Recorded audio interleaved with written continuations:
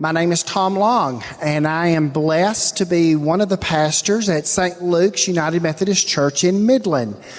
We've been invited to talk for a few minutes about what it looks like when two completely different cultures come together to try to do ministry in a multicultural setting.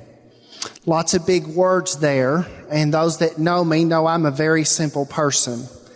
So I took to the scriptures in Matthew chapter 4.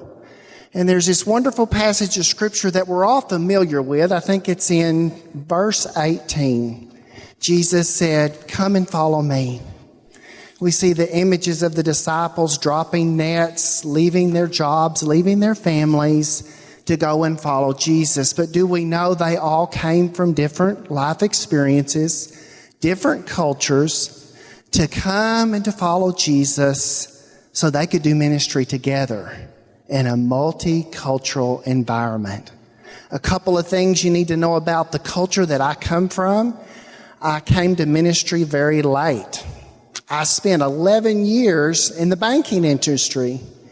I was born and raised within this annual conference. And hello everyone, my name is Raul Garcia, and I am the associate pastor at St. Luke's United Methodist Church in Midland, and I'm in charge of the outreach ministries. And as we were getting ready for this talk, we were, talking about the different cultures that we represent. And then we started talking about the different things that represent each of us, and we discovered that we have so many things that we are different. In many things, we really are opposites, and so we spent some time talking about how different we are, and we discovered something that we will share with you today. For example, Pastor Tom here likes the season of Advent in church. And you can imagine which season is Raul's favorite? Lent. That's right. Then we learn a little bit about our disc profiles, the leadership style and all that fun stuff that we've learned in the pastor's retreat. And Pastor Tom chose to be in the dark side of the S, and then it took a while to understand how he processed everything and how everything worked. And then he moved to the C, and then I had to read that all over again. And so I'm still getting used to that SC disc profile. And can you imagine if I'm a CS, very strong, what would Raul be? A very strong DI. And we CSs really appreciate the DIs because, they have all these thoughts. They are passionate about everything and has all these ideas swirling around in his mind. And he loves it when the CS goes, "These are really great ideas, but what are the steps?" Yeah, everything's a process. The Pastor Tom is colorblind, so every time I go in the car with him, I'm praying, so I'm staying close to the Lord. And Raul loves color. Everything is color in his office.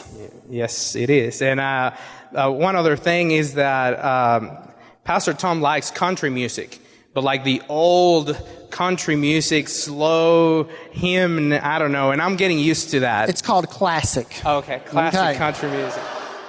But you see, Raul has broadened my horizon to new styles of music. I was walking down the hall, and I heard this strange sound, so I stopped in to make sure everything was okay, and it's like, "What is that you're listening to?" "Pastor Tom, it's jazz, man." And then just as I was trying to get used to jazz, I came down the hall and I thought his computer had broken. And I thought, well, this was a brand new computer when you arrived. What is wrong with it? I thought there was a short in it.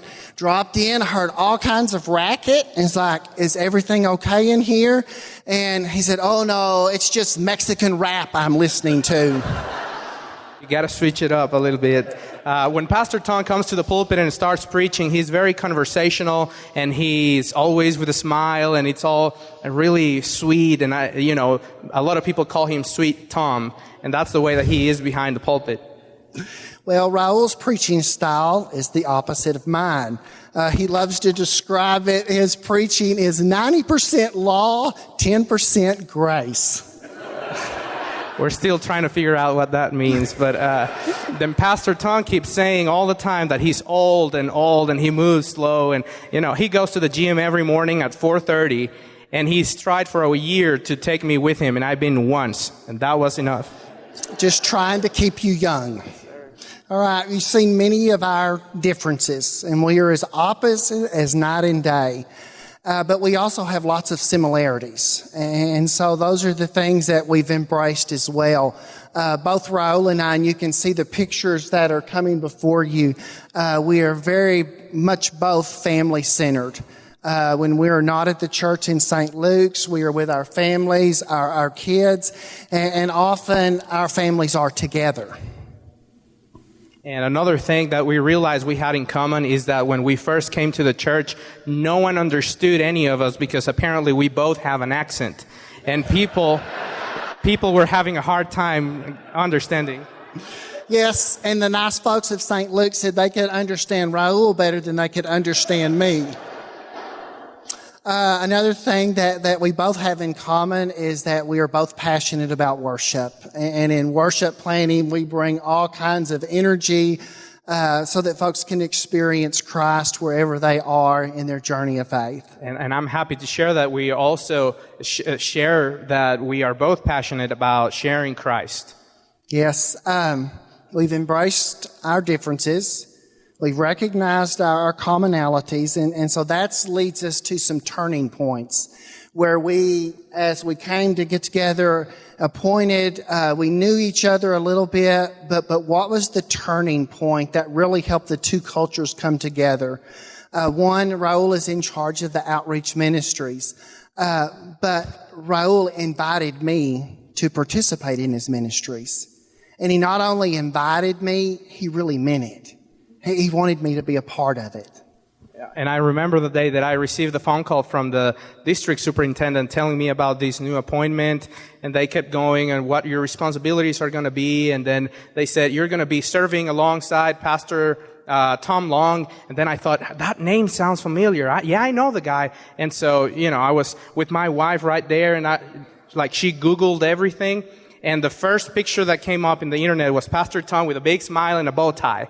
And then I thought, man, I know this guy. He's the one who hated me when we were going together to HCI because I was asking so many questions. And so then I thought, oh, what is the cabinet doing? God, forgive them, for they don't know what they're doing. And so I really thought it was going to be a disaster. I thought it was not going to work out. I knew it was going to be a mess. I knew we were not going to understand each other, and I was constantly going to be frustrated and everything. But then there was a turning point to me. And it was within the third week that we were there in St. Luke's, and I was getting ready for the first project in outreach, and I had to deliver about 700 pamphlets around the neighborhood. And the only one who helped me then was Pastor Tom. And he was there walking and walking fast and everything. And that time when he was working with me and sweating with me there in the hot day, I thought, well, this may work. He's a hard-working guy. Another turning point was Raul invited me into his culture. And as a CS, I have lots of questions. I didn't understand it. I didn't know the whys. And he was patient in helping me understand the culture that he comes from because we're both very opposite. And one of those, he's very patient, is in our worship planning. We're very blessed to bring both languages in worship. And, this idea comes to mind. I love Advent. And what if we read part of the Christmas story in Spanish? And then this idea came out that I really thought I really prayed, oh Lord, it did come out. What if I read the Christmas story in Spanish? Well, some information you need to know. When I was in high school, there was no foreign language offered. And Raul was kind enough to try to teach me Spanish. It was bad Spanish as I read it Christmas Eve, but he was really genuine in him helping me understand it. It took a lot of prayer too, but it went well. Another turning point for me was one day that I really wanted to talk to him, and I was like, well, he's going to have all these questions. I need to come ready with my answers. So I came to his office and told him how I felt about different topics of my theology and my background and my culture and how I felt with different things in the service. And he just sat there and heard everything I had to say, and he always, understanding, and that to me was very important. I felt respected, and I felt that he heard what I needed to say. And so that was a very good turning point for me to think, these will actually work out. So how do we do ministry? We've shared differences, commonalities, the turning points. How do we do ministry together? I think can take place in all area of ministry settings. One is it's Christ-centered. In all that we do together at St. Luke's, it's Christ-centered. In our working together, it's a mutual respect. We laugh all the time that, some part of my job description as lead pastor may be doing a lot of the administrative work and filling out those church conference forms. But when it comes to ministering, sharing Jesus Christ, Raul and I, we are co-ministers of the Gospels. And that was another big thing for me, feeling that the lead pastor was giving me, was not looking down on me, but he was on the contrary, presenting me to the staff and the church as equal. I felt honored that he did that. And we've had a lot of fun working together and trusting each other and getting to know our differences, but then going past that. And so that was what happened to us. We really brought two different cultures, and decided to create a new one. So that's pretty much what we did. We created our own culture, and I feel like it is a balanced culture in which, we understand our differences, but we also believe that it's a strong culture because we share the same vision in the church. The culture that we have created is a Jesus culture, and it is Christ-centered. And we realize that our vision is to offer Christ, and like Pastor Tom always says, offer grace, and then we both agreed, offer love. And when it comes to that, we really speak the same language, and we belong to the same culture.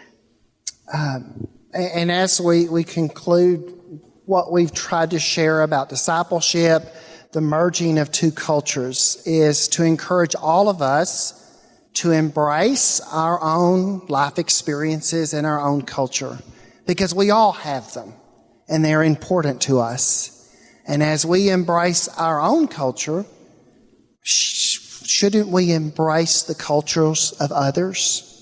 Though we're different, as we learn from each other and as we get to know each other, we discover something amazing. We have more in common with each other than we really think. And we just decided, at the end of the day, we speak the same language. It's the language of Jesus Christ, and He has called us to go and make disciples in our neighborhood, in our city, and speak whatever language we need to speak to share the gospel. And so that's how we brought two cultures together to create one. And since, we need to get one of those for the church. The clock telling you how much time you have left. I'm the one who runs out of time. But there's one of the things I learned. I was getting ready for a sermon, and then I came to the church, and it said homily. And I asked around, and I asked the staff, what's that? And they said, it's like a sermon, but shorter. Oh, okay. Well, I didn't know. And then I came on a different Sunday, and instead of a homily and sermon, it had a message. And I asked them, what is that? Well, it's like a homily, but shorter. And then, is there anything shorter than a message? So it's been fun working together, building trust and building a different culture, bringing who we are and who the church is together. And if you have questions about how we've merged our two cultures together, how we can help you, please, if you see us around conference, feel free to stop us and ask us. But thank you.